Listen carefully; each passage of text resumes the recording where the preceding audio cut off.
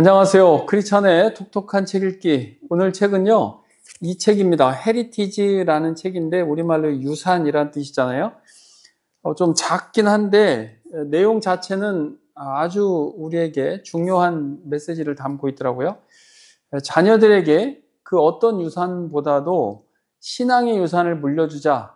이것이 막 한마디의 요지입니다. 우리 코로나 기간을 거치면서 교회에 나올 수 없는 상황이 됐을 때 우리 어린 자녀들에 대한 가정에서의 신앙 교육이 얼마나 중요했는지 우리가 다 깨닫게 되었잖아요. 그걸 배경으로 우리가 정말 자녀들에게 신앙 교육 잘 시켜야 되겠다, 이런 내용을 가지고 성경에 나와 있는 다양한 그런 관계들을 가지고 소개를 하고 있어요. 부모와 자녀와의 관계만 아니라 신앙의 선배와 후배, 영적인 부모와 영적인 자녀, 그리고 선생님과 제자의 관계에서 신앙이 이렇게 아래로 수직으로 가르쳐지는 그런 부분들을 아주 잘 담고 있습니다. 5월이 가정의 달이잖아요. 스승의 날도 있고요. 그렇게 서로를 우리가 보듬고 관계성이 높아질 수 있는 그런 시기에 이런 책을 읽게 돼서 저도 참 기분이 좋았습니다. 주요 내용을 보면요, 엘리 제사장의 두 아들, 아주 불량하죠. 홈리와 비느하스의 이야기로 시작이 되는데요. 이들은 성전에서 악한 행위를 했어요. 그럼에도 아버지인 엘리 제사장은 자신의 아들들에게 제대로 신앙교육을 시키지 않았다라고 문제를 제기합니다. 이들은 예배를 멸시하고 심지어 성전에서 봉사하는 여인들을 유린하는, 그럼에도 불구하고 엘리 제사장은 그들을 그냥 만류하는 정도로만 대했거든요. 그러자 하나님께서는 예배를 멸시하는 두 아들은 말할 것도 없고 엘리 제사장까지도 한날에 다 죽게 합니다. 이것을 우리가 좀 오해하면 안 되는데, 하나님의 가차없는 심판으로 우리가 먼저 이렇게 접근할 것이 아니라, 하나님께서는 오래 참으시지만 그리고 또 기다려 주셨지만 자신들의 악한 행동을 회개하지도 않고 고치지도 않는 그들의 행위에 대한 자연스러운 결과로 우리는 보는 것이 더 올바른 해석이다, 이렇게 볼 수 있습니다. 이때 부패하고 악행이 자행되던 성막의 같은 공간에서 자란 어린 사무엘이 있었어요. 우리가 잘 알죠. 사무엘은 그 어머니 한나의 기도로 태어난 아들이잖아요. 한나는 간절한 기도로 낳은 아들 사무엘을 하나님께 드렸습니다. 그래서 아들 사무엘은 아주 어려서부터 성막에서 자랐고, 자신이 태어날 때까지 어머니가 어떻게 간절하게 기도하고 그 하나님을 바라면서 자랐는지를, 본인이 태어날 수 있도록 그렇게 했는지를 사무엘이 잘 알거든요. 그것이 결국 하나님의 선지자로서 그 사명을 잘 감당하게 되었다, 이런 요지를 대조해서 보여주고 있어요. 여기서 핵심적인 가르침은 하나님보다 자식을 더 사랑해서 자식 눈치 보느라고 신앙교육을 소홀히 해서는 안 된다. 가르칠 것은 가르쳐야 된다. 자식을 하나님보다 더 사랑한 결과는 그 끝이 뻔하다라고 하는 그런 결과물을 우리에게 보여줍니다. 자녀를 가르칠 때 우리 말이 아니라 실제 생활 속에서 보여주라는 것도 강조하고 있거든요. 당연한 말씀이죠. 하나님에 대한 확신을 가지고 생활 자체에서 살아내면서 자녀들에게 권면하는 것이 올바른 방식이다. 그리고 하나님의 말씀을 가감 없이 전할 수 있는 부모님들의 신앙의 용기도 동반이 되어야 한다, 이렇게 얘기를 하고 있습니다. 하나님은 하나님의 말씀이 그대로 자녀나 다음 세대에 전달되기를 원하시니까요. 근데 이게 쉽지 않죠. 그래서 부모들은 안타까워하면서 기도합니다. 신실한 부모 중에서 자식이 올바르게 신앙생활을 하기를 원하지 않는 부모가 어디 있겠습니까? 사춘기에 들어서서 누구의 말도 들으려고 하지 않는 자녀들, 혹은 어느 정도 커서 사회의 일반적인 기준에 인본주의적으로 살아가려는 욕구가 강한 자녀들을 볼 때 고리타분해 보이는 부모의 신앙이 그들에게 설득력이 없어 보이는 것은 어쩌면 당연할 것입니다. 이들에게 하나님에 대한 확신을 가진 일관된 삶의 모습만이 결국 그들을 하나님께로 인도할 것입니다. 3장에 보면요, 방해꾼 이야기가 나와요. 예수님께 어린 아이들이 나오는 것을 가로막는 방해꾼이 있는데 그게 다름 아닌 예수님의 제자들이라는 것이죠. 우리가 그런 방해꾼 역할을 하지 않아야 한다는 취지의 내용을 강조하고 있었습니다. 우리 인도의 그 마하트마 간디라고 불리는 사람 알죠? 그 사람이 예수님은 좋아하지만 예수님을 믿는 사람은 싫어한다라고 그렇게 표현을 했다고 하더라고요. 왜냐하면 이 사람들이 예수님을 믿는다고 하면서 예수님을 좀처럼 닮은 것 같지 않았으니까요.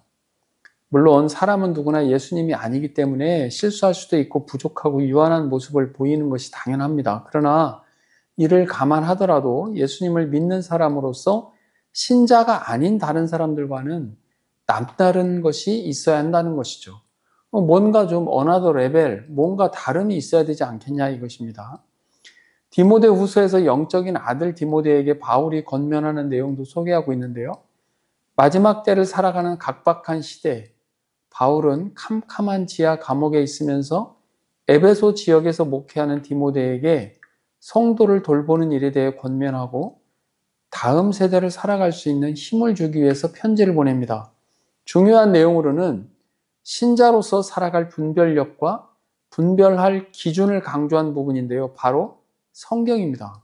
이 시대는 성경의 기준과는 거스르는 기준으로 살아가도록 세팅이 되어 있다고 해도 과언이 아닙니다. 세상의 논리와 기준 속에서 신앙인으로 살아가는 것은 여간 용기가 필요한 게 아니죠. 그럴 용기가 나오는 것은 진리에 대한 확신이라고 저자는 말하고 있습니다. 디모데는 어려서부터 성경을 알았죠. 성경 말씀을 늘 가까이 하면서 읽고 묵상하고 가르침을 실천하는 삶을 살도록 바울은 강조를 하고 있습니다. 디모데에게 어려서부터 성경을 가르쳐준 분은 바로 어머니와 외할머니였어요. 가정 내에서 성경을 배웠다는 것이죠. 주일학교에서 배우는 것에 자녀들의 신앙교육을 일임하고 부모들은 책임이 없다는 식으로 하지 않는 것이 좋겠다라고 하는 것이 저자의 생각입니다. 물론 저도 매우 공감하는 부분입니다. 지금 막 결혼을 해서 아이를 임신 중에 있거나 태어난 지 얼마 되지 않는 아이의 부모부터 마음을 새롭게 하자는 내용도 있는데요. 영유아 영어 유치원에 많은 그 어린 아이들을 보내고 있다 이런 기사를 본 것 같아요. 그럴 정도로 요즘 시대를 살아가는 부모들은 그 아이들을 어려서부터 준비를 시켜줘야 되겠다라는 그런 준비를 하고 있죠. 그런 또 열정들도 정말 대단한 것 같아요.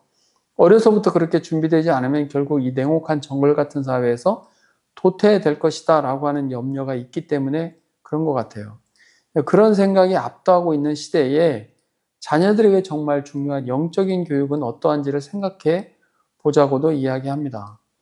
자칫 현재의 상황에 적합한 사람으로 키우다 보면 진짜 신앙의 계대가 이어지지 않아서 가정 내에서도 부모와 자녀가 같은 신앙으로 연결되지 않고 전혀 다른 색깔을 지닌 세대로 연결되는 모습을 우려합니다. 실제로 사사기 2장 10절에는 다음 세대가 아니라 다른 세대라고 표현하고 있더라고요. 이들은 여호와를 알지 못하며 여호와께서 이스라엘을 위하여 행하신 일도 알지 못하였다라고 그렇게 말하고 있습니다.